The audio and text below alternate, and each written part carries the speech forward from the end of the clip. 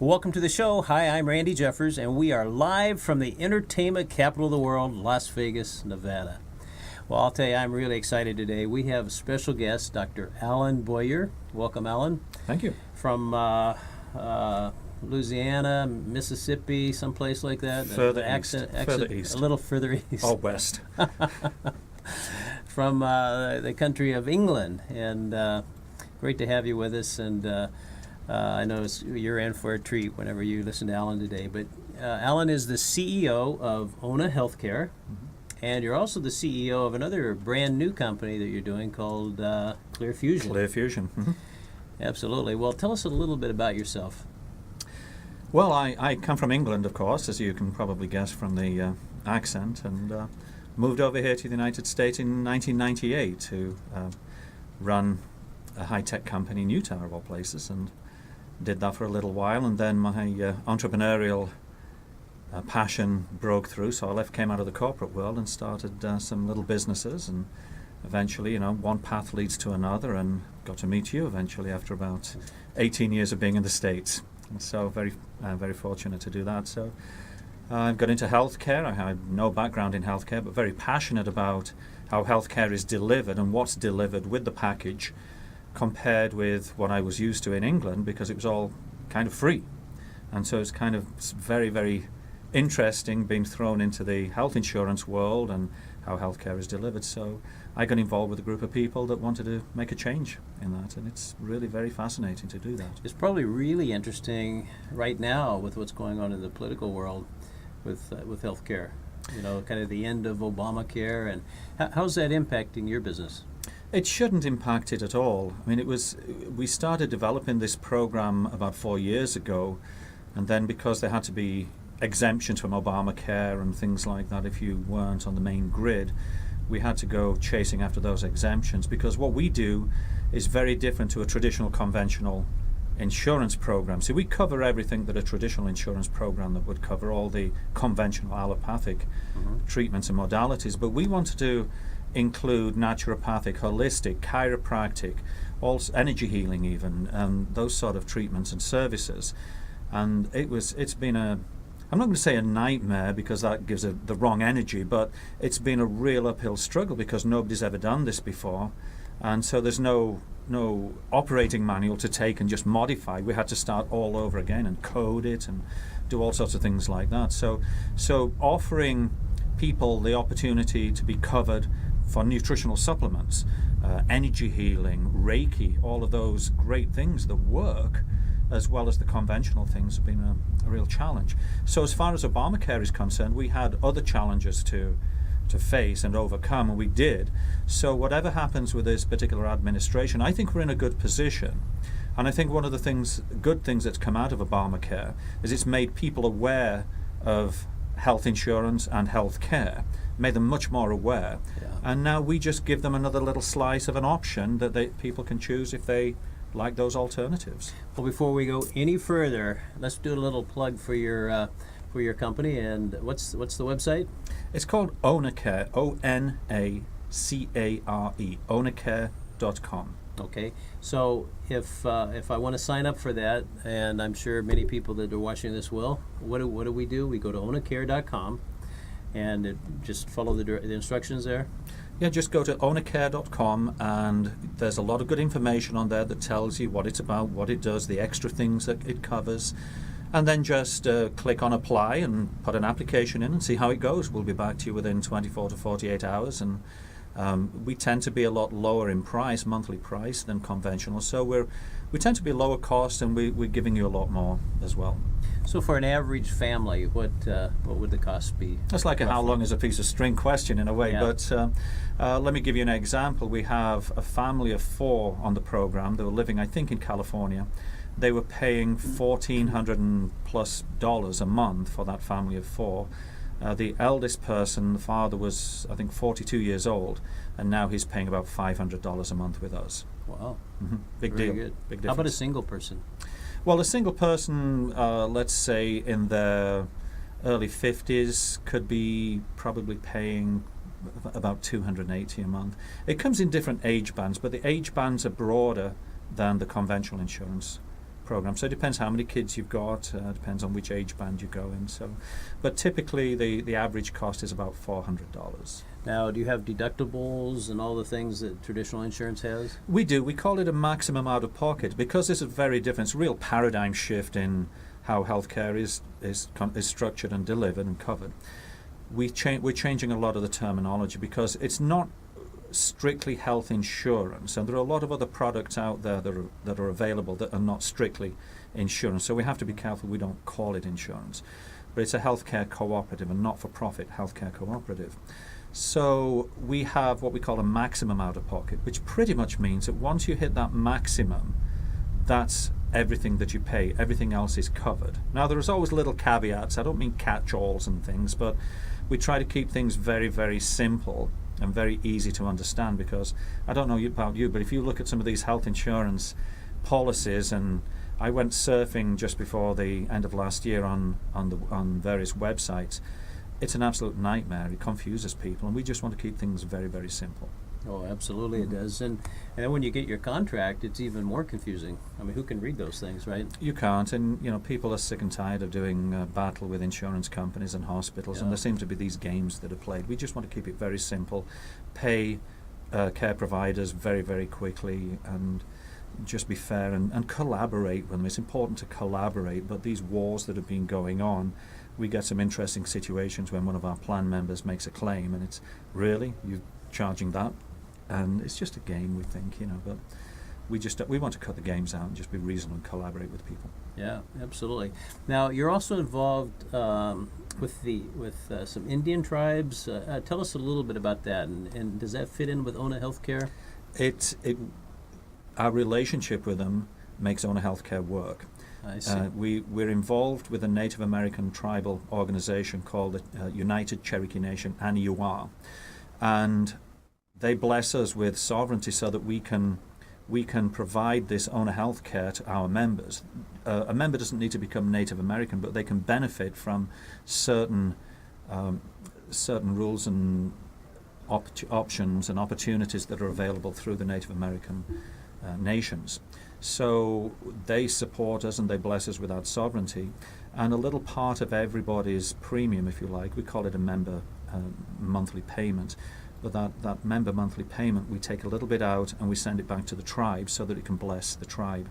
Because there are a lot of people still living in poverty, and we want to give back. So those blessings are circular, and it works really well for the heart. It works really well for people's health and education, and everybody feels good. In fact, every single member that we explain that to, it always makes them smile, and they always feel good about it because they're giving something back and they can see where it's going.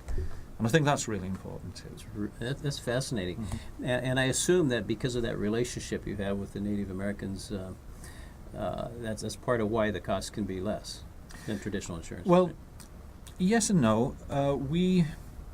We're keeping our costs down. I mean, I'm the CEO, but I didn't show up in a Rolls Royce, and I won't be flying out in a private jet. I saw a Bentley because you're from England. I've got the Bentley. I said I didn't show up in a Rolls Royce. I didn't say I didn't show up in a Bentley.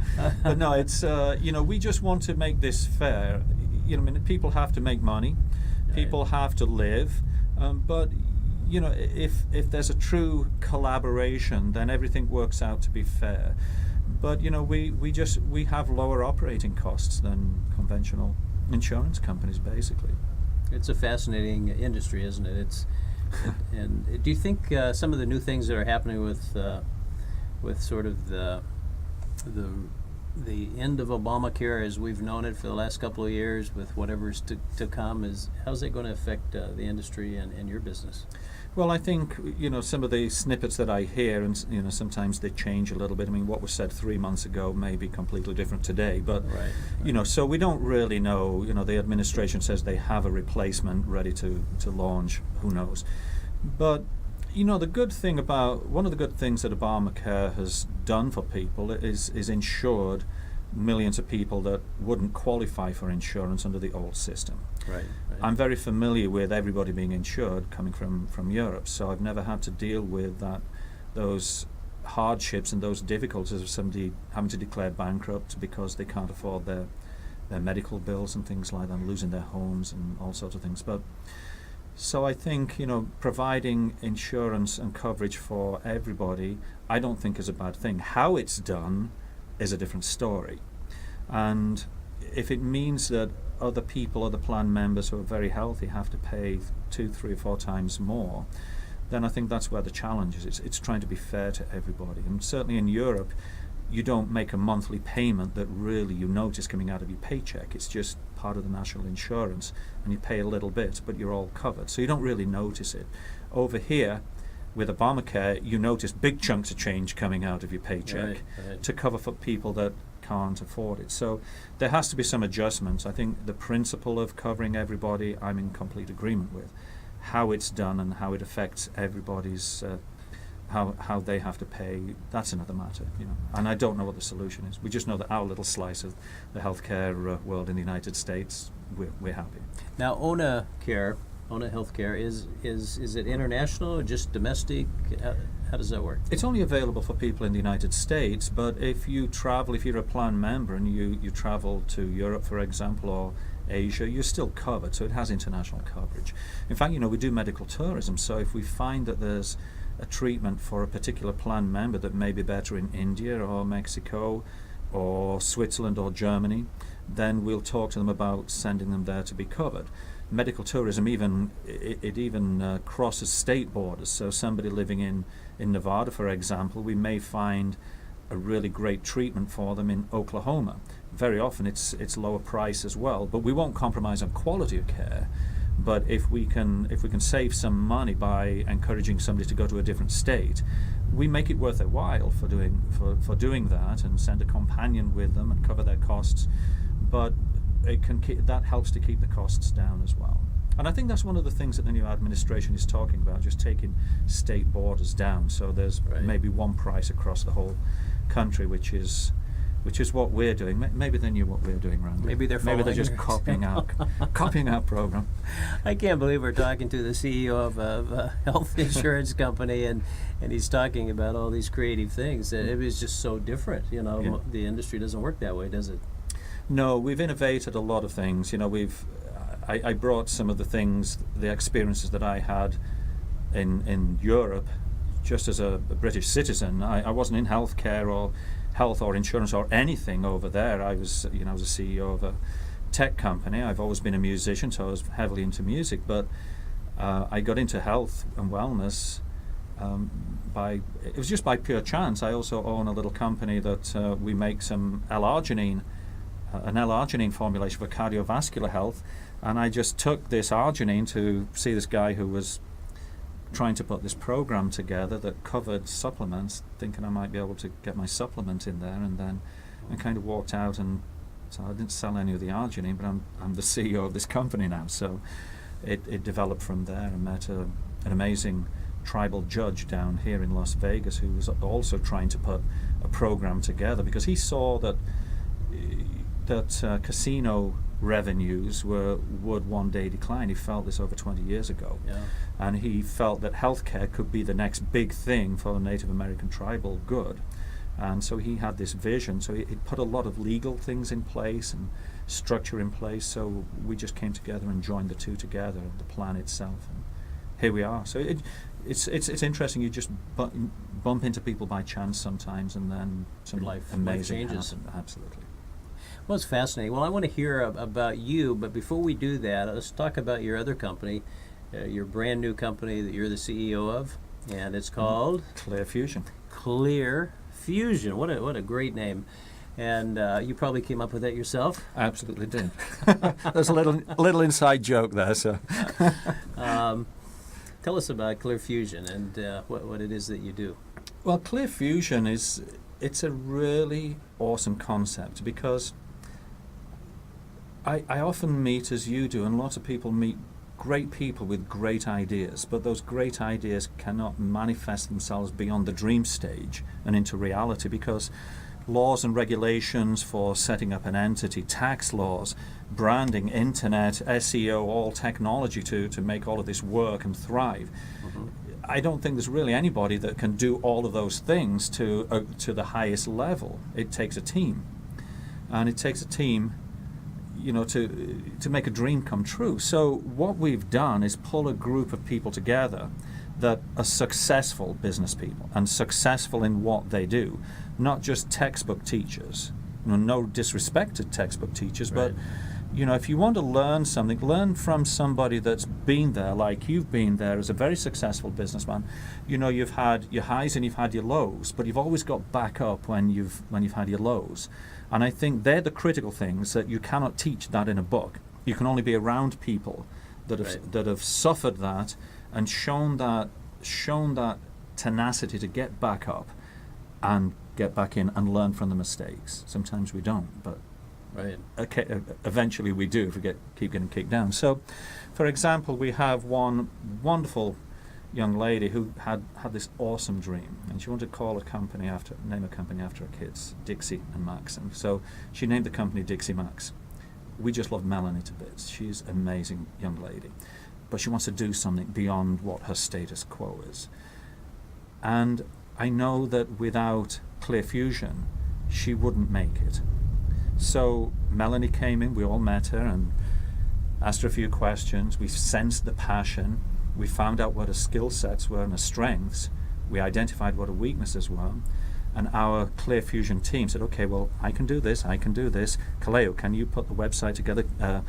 Can you do the SEO and that sort of thing? What information, what can you share? So we all jumped in, put some product in there, and I think she had something like 5,000 followers in just a couple of weeks. My goodness. Which Wow. was great. So Clear Fusion fills those gaps that people with a dream don't have. We just make their dreams come true by putting reality and resources together. So your team really completes her team. It completes her team, yeah. I think I'm gonna take that tagline, I'm gonna copyright it and call it my own. Is that okay? Absolutely. Thanks. That's another inside joke. Well, I would do the same if it were reversed. Well, congratulations on the new company. Thank and you. So if there's anyone out there, if any of us want to accomplish the fulfillment of a dream that we've had, or we have a company maybe that's struggling, or maybe it's just missing the one missing link, piece. that Mhm. takes us right to the top. All we have to do is get a hold of your company. Mm-hmm. And how do we do that? Is it clearfusion.com, I would assume? It is, yes. Okay. But I can give my phone number as well if somebody. Please. Yeah, so that's probably, we encourage people to call directly. So my number is 801-830-5770. That's 801-830-5770. Call me. If I don't pick the phone up, it's because I'm helping another Clear Fusion customer, I'm sure, but we'll get back to you. Well, that is so exciting, and it's an unusual concept, because there's so many companies that start up, and for whatever reason they just can't quite make it. Mhm. Or the restaurants are a good example. Somebody can cook really well, and they have a great idea of a specialty, but they don't know how to run a business, or they don't know how to market well, or they're just missing that one piece. And you can come in with your team, provide that missing piece, and take them right to the top. No, absolutely. There seem to be two type of people. You have the naysayers that somebody has a great idea, and they'll always put you down. They'll tell you can't do that. Well, you've got to consider the source if you're the person on the receiving end of those naysayer negative comments, because what have they done? What do they do? They may have Right. never tried to run a business, or they may have tried to run a business and failed. So they think that everybody's going to fail because they failed, but they didn't have the right resources to be successful. Right. So you get those people, and then you get the other people that are highly encouraging. Yeah, you should do it. You make the best apple pies, Sally, and that's an example from Michael Gerber's E-Myth Revisited, a great book. And so Sally hears all these people telling her how awesome her apple pies are. You should go into business with them. So Sally sets up her apple pie business, and she makes the best apple pies. She doesn't realize she's got to be up at 4 o'clock in the morning every day. She doesn't realize that she's not going to get home until 11 p.m. at night. She doesn't realize that she has to market, she has to get on the internet, she has to build a website, she has to. It doesn't cost those people anything that encouraged her, just like it doesn't right. cost the naysayers anything, but you crush a dream. you crush somebody's dream. That's right. So we put stability in place for those people and fill those gaps and say, okay, we can do the SEO, we can do this, we can do this. And for these people, you know, they don't know. They've either tried and failed, so that everybody's going to fail. But we just take, you know, reach down and lift up, and then try to make it successful for it by putting good, solid business principles together, and honest business principles, and true collaboration. Well, you know, one of the things that I didn't say is that Dr. Allen and I are good friends, and you know, one of the things about him that is so unique is he's absolutely brilliant and can come up with solutions in just a matter of seconds sometimes, and things that would take most people days or weeks or months to come up with, and you seem to do it in a real short period of time. Why? How do you operate that way? What made you the way you are? Why do you have that thread of success in your life? Why is Alan different than most people? I don't know, but you know, I grew up in a coal mining town in the north of England in the 1970s. Well, I was a teenager in the 1970s, and I think I'd always wanted to be a musician. If a little music group came to my school, I wanted to do that. There was a string quartet. I went to a boys' school, and a string quartet came, and you know, string quartets really don't come to boys' schools. But Yeah. I wanted to be a viola player, not a violinist or a cellist. You know, the more easily recognized. I wanted the viola, and so I kind of always wanted to do something that was different, not just what everybody else did. Mm-hmm. Some friends down the street, they had a piano, so I wanted to have a piano. Some had a little recorder, I wanted a recorder. And then I was watching Herb Alpert and the Tijuana Brass. You remember that Sure, guy? of course. And it was a documentary on the BBC, and I was just, that's what I want to do. So I went to school, got a little Ladybird book of musical instruments, flipped through it to find the trumpet, and found a cornet as well, a smaller trumpet. And it just happened, so this is kind of serendipity, it just happened that the local brass band, and the British brass bands in England, just phenomenal. They had a new conductor who would walk past our home every day to go to do the rehearsal. He was a professional conductor, and my mom went out and asked him, "My son wants to play a trumpet. Can you help? Can you help him do that?" It just so happens that part of my appointment is to form a junior band. I'm coming to your school next week. Have him go to it. Wow. They gave me a cornet, and it was, you know, and it. The rest is almost history. But one of the things that I always look back on is when I first started playing, they showed me a piece of music that had all these spider notes all over it, all these fast 30-second notes, and it was called Variations on a Theme of Carnival of Venice. And he looked at me and said, "This is what you need to be playing." Now I'm 11 years old, Randy. Okay.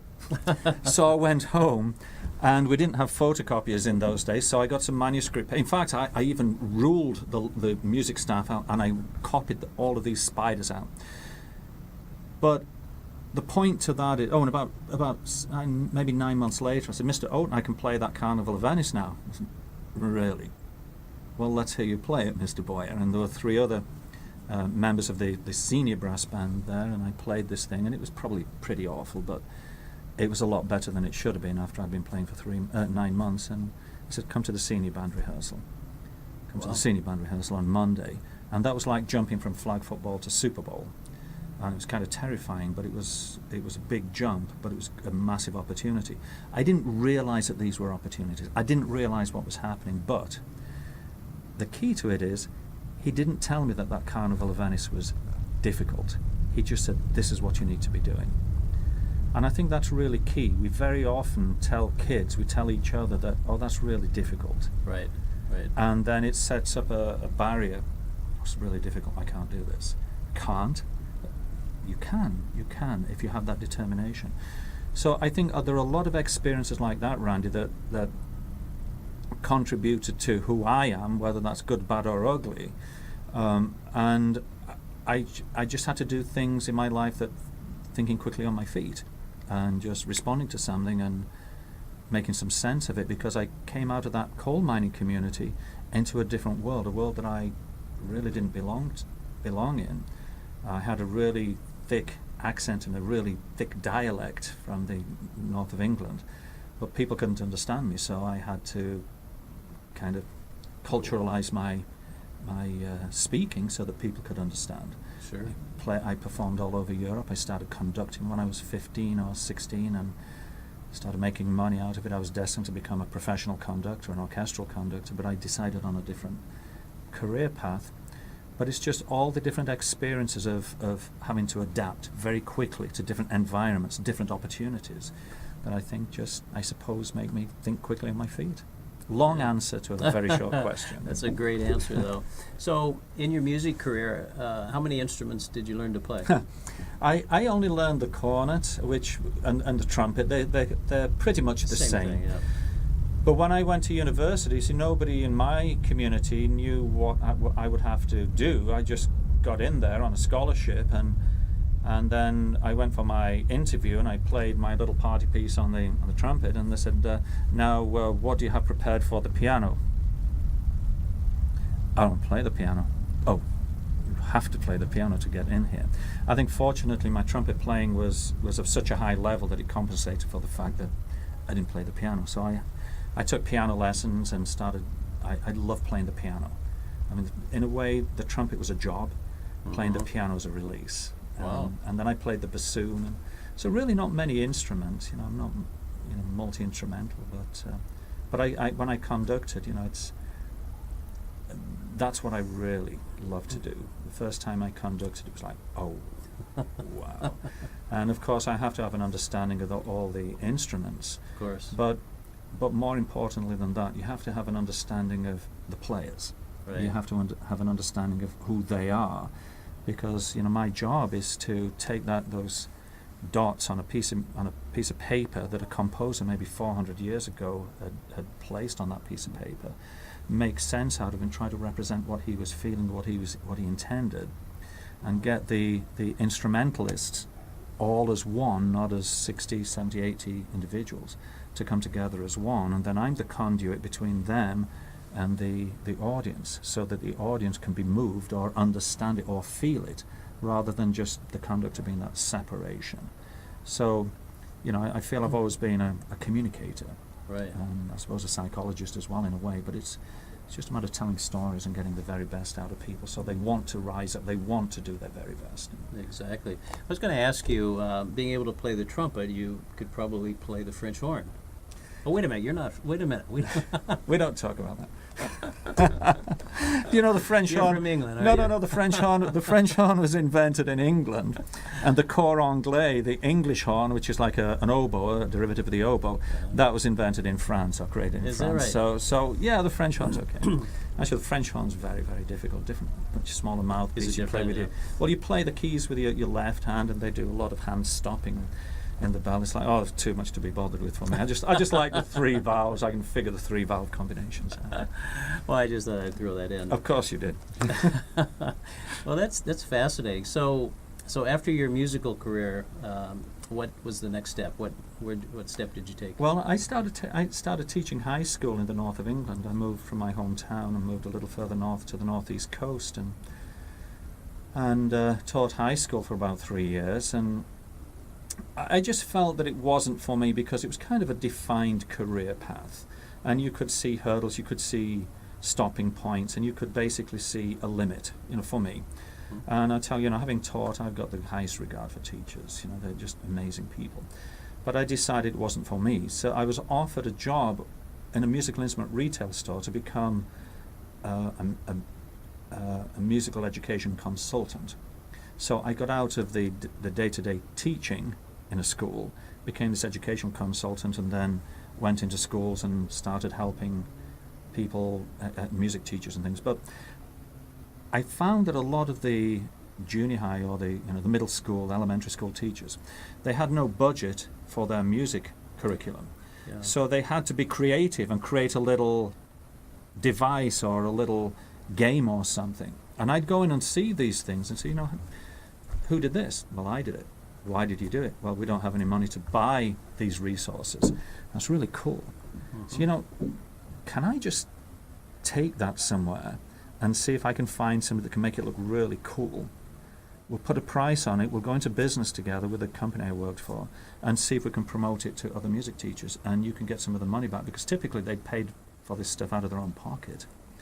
So I found that we started to put money back into those teachers' pockets and making money, and it was extra income for them. So a little bit, not on the same scale, but I suppose a little bit like Ray Kroc and McDonald's. I just saw what somebody was doing that was great, and brought in some other people to make it better. And I found that I was doing that quite a lot. And then I was approached by somebody who was looking for a business partner who understood sales and business. I had no idea about the products, but it was sound measurement equipment and vibration equipment and for measuring. And so then I found myself traveling all over Europe, all over the UK, going into these big companies, the automotive companies, petrochemical companies. So I had to learn this new technology, but I understood business, I understood people. So I've always gone into something that I know something about, but there's one element that I don't know about, and I had to learn that, like health insurance, like health and wellness. You needed Clear Fusion. I needed Clear Fusion. They could have brought that little one extra thing. In a way, when I was doing the educational consulting, I found the Clear Fusion people, because I knew I couldn't do it myself. I remember my boss at the company in Utah, when I was in the United States, he called me one day and said, "Hey, I want you to hire somebody that's better than yourself." Right, I could see that one coming, and I hire somebody that's better than me, and I'm out of a job. So I said, "Okay, I'll do that." 2 weeks later, my assistant called. She said, Dan's on the phone again." "Okay, hi Dan. Have you hired anybody that's better than you yet?" "Still looking into it." It went on for about 2.5 months or something, and I dreaded the phone ring, and it was every time it rang in a certain time, because of the time zone over here. Oh, please don't let that be Dan, because I know what he was going to ask. And he said, "Hey, it's Dan here. Have you hired somebody better than yourself?" I said, "Dan, the reason I'm having such difficulties, I can't find anybody better than me." Well, that'll shut him up. So I put the phone down. Probably shouldn't have said that. And then a couple of days later, I got a call from somebody that just got a PhD at Institute of Sound and Vibration Research in Southampton, and he said, "Hey, I'm Peter Clark here. I've just got my PhD. I'm looking for a job." Okay, and I hired him, and he was better than me in his chosen field, in the technical field. Wow, our business went through the roof. After that, I became the European general manager, looking after the whole of Europe, and following that, they brought me over here to the States, and so it's really important. I think, don't be afraid to hire somebody that's better than you. That's the secret of duplication. It really is, but it can be a little scary if you feel that you could be replaced. From my own personal experience, it enhanced me and gave me some amazing, wonderful opportunities and brought me over to this great country. So let me ask you a personal question. So when you've done that in your life and you've hired people that are better than you, you get to take the credit for that, right? Yeah, absolutely. And that sort of followed you all along. And does that happen in things like for today, for example? I don't know what you did today, but did you ever take credit for something that... This is an inside joke. Folks, this is an inside joke, and he's trying to lead me down a path that we don't want to go. So I'm just going to say I take credit for everything, but it's really an inside joke. But in reality, in all seriousness, one other important thing I feel is critical is always to give credit to the people that have the great ideas, that do the work. Just because you're the CEO, if they do some great work, you stand behind them. If they need protecting, you stand in front of them. And if you're going on that journey, stand beside them. Exactly. And, apart from the inside joke, I think it's vitally important that people that are in power positions, positional power positions, right, don't use that or abuse it. They use it for good, to empower, to validate people so that they can grow as well. I mean, I came, as I said, from a coal mining community. And my school principal brought me into the office one day because we'd fill these little quizzes out, and I said I wanted to be a professional conductor. And she came in and she said, you types don't do that. You go and work at the pit or in a factory. And I won't tell you what I said, but it was a very short response.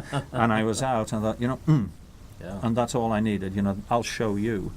And about 4 or 5 years later, I did show her in a nice way because I was invited to conduct her opera that she was the president of the board on, and she didn't know that I was coming in for an interview. And so, hello there. I won't use names, but hello there. Remember me?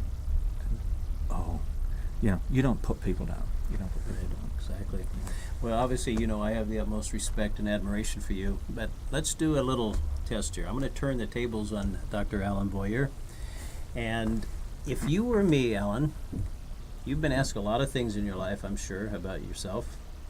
But if you were me, what question would you want to ask Dr. Alan Boyer?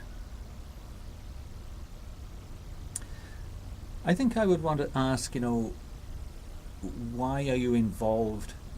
How can you handle being involved in so many businesses? Because there are other businesses that I'm involved in as well. And I sit on a bunch of arts boards, and I've always tried to help people, doing it. So I do a lot of things. But I think I would want to know, how do you cope with doing so many things? Because you see a lot of books on the bookshelves in Barnes and Noble and all the other bookstores that say you've got to focus, do one thing, and do it extremely well. Right. Well, I think that's another limiting factor. It's limiting you. And do you want to know my response will be to that question? Absolutely. Since I asked such a great question. It was a great question, you see. It comes with the great questions, and he can have the credit for it. Yeah, that's right. I think it's because I just treat them like conducting an orchestra. Because I don't play all of those instruments, but I know how to get people to play their instruments to the best of their ability and bring this together in unison. So if you think about it, if I have 4 or 5 different businesses that I'm involved in, it's just like conducting the cello section or the violin section or the trumpet section or the flute section. It's just conducting them and just regarding them as basically inside a corporate organization. You have operations, you have finance, you have manufacturing, you have sales, marketing. They're all different as well. So if I'm not an expert in operations, if I'm the CEO, I've still got to manage it and lead it. Right. So again, it comes back to getting the right people in the right places, I suppose. It's a really great answer. That's because it was a really great question. Yes, absolutely. Well, we have a number of mutual friends that also admire and respect you very much, and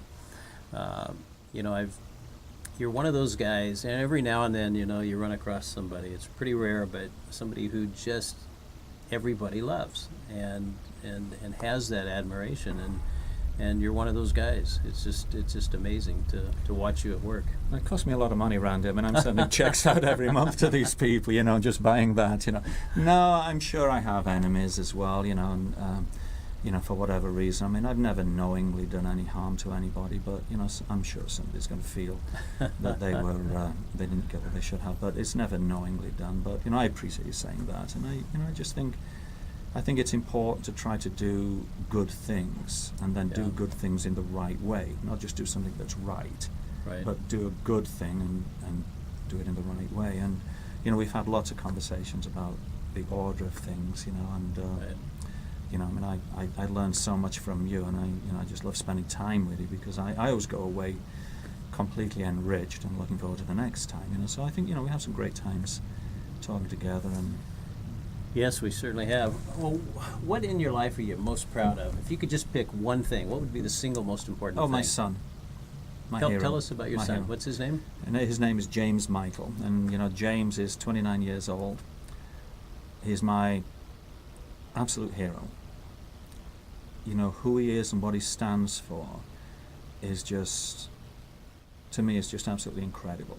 And he's one of these people that, if he gets interested in something, if he would figure out everything about this microphone, the manufacture of it, the coil, is it a piezoelectric, what is it? He would know everything about it. And he was an amazing trombone player. Had a great deal of confidence, amazing ability. Didn't really have the fire in his belly that I had. I wasn't a natural player. I was a virtuoso, not a prodigy. But I was practicing like 5, 6, 7 hours a day, even when I was at high school. But I put a lot of work into it. He could just pick it up and do it, but he didn't have that fire in his belly to do it. But So he was chased after by a lot of universities after high school, and he was very successful doing what he did. But he then switched over to art, and he created this most amazing and deep art. And he was reading Walt Whitman when he was like 12 and 13 years old and things like that. He's got a great personality as well. You know, if you know what you said earlier about everybody loving me, you know, they love him. There's nothing to not just like and love and admire about this young man.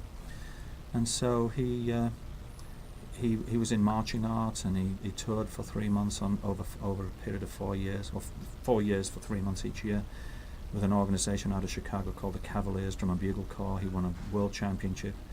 Very, very humble about it, never went to his head.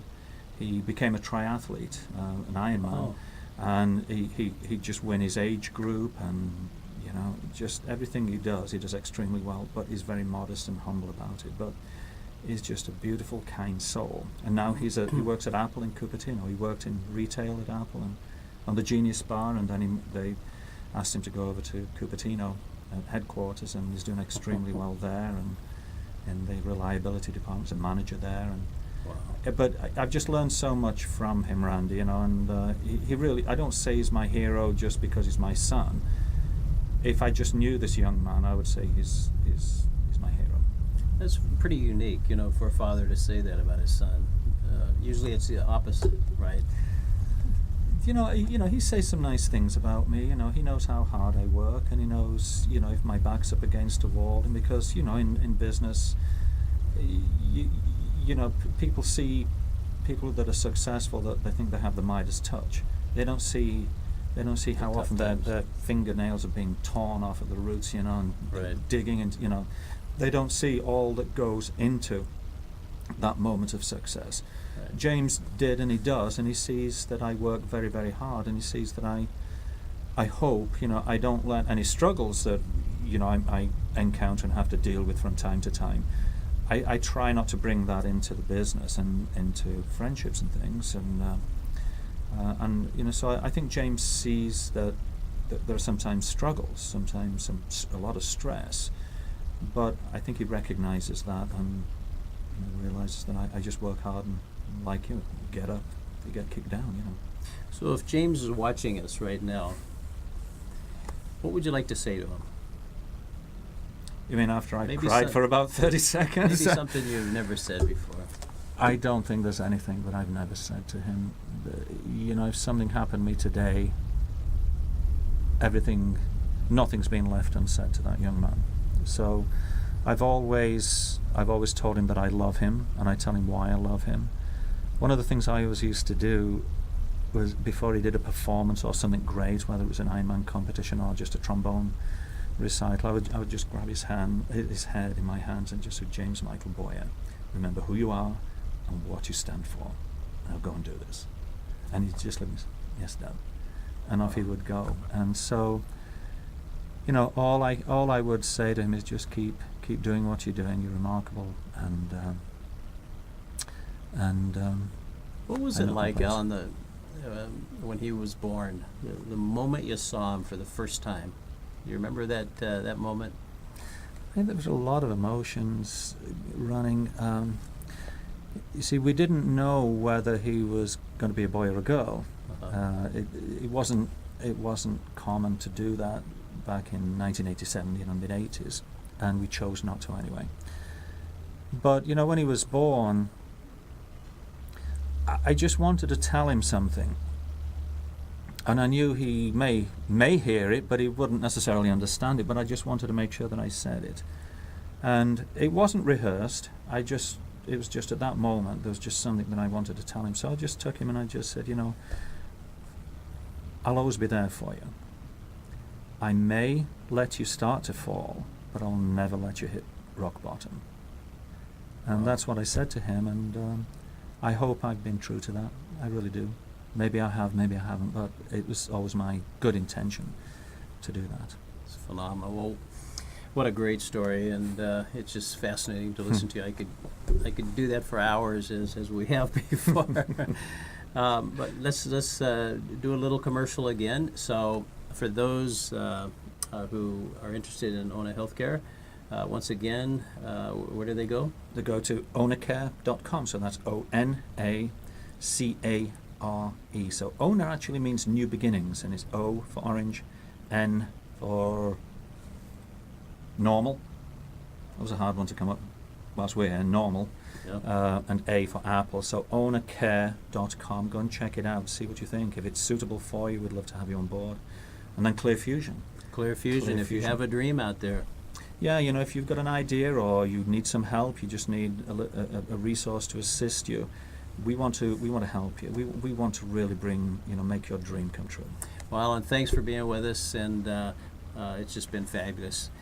We'll see you next week, same time, same station. Bye-bye, everybody.